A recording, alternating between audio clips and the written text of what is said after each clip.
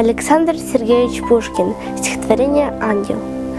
В зрях Эдема ангел нежный, головой поникший сиял, а демон мрачный и мятежный над адской бездной летал.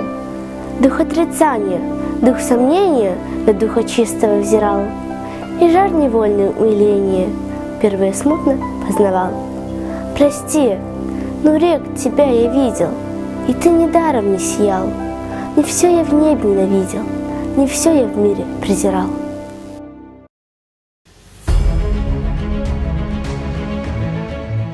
Эй, люди, живущие на белом свете, что вам нужно? Земли? Вот, я, земля, я для всех вас одинакова, вы все для меня равны.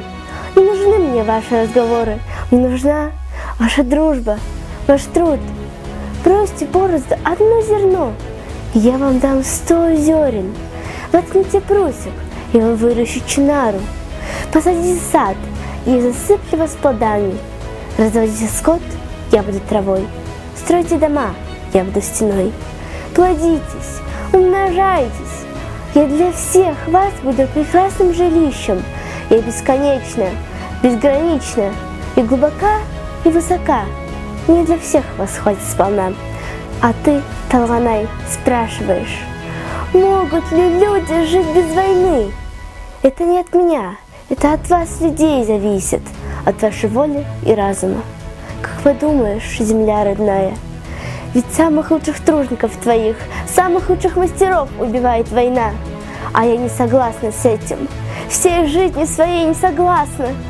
Могут люди, должны люди преградить путь войне. А ты, Талганай, думаешь, я не страдаю от войн? Нет, я очень страдаю, я очень тоскую по крестьянским рукам. Я вечно оплакиваю детей своих хлеборобов. Мне всегда не хватает Суванкула, Касыма, Джайнака и всех погибших солдат.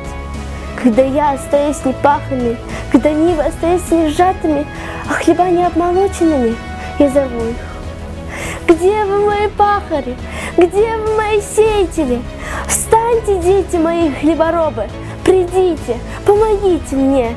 Задыхаюсь я, умираю. И если бы тогда пришел Суванкул с китменом в руках, если бы Касым привел свой комбайн, если бы Джайнак пригнал свою бричку, но они не откликаются.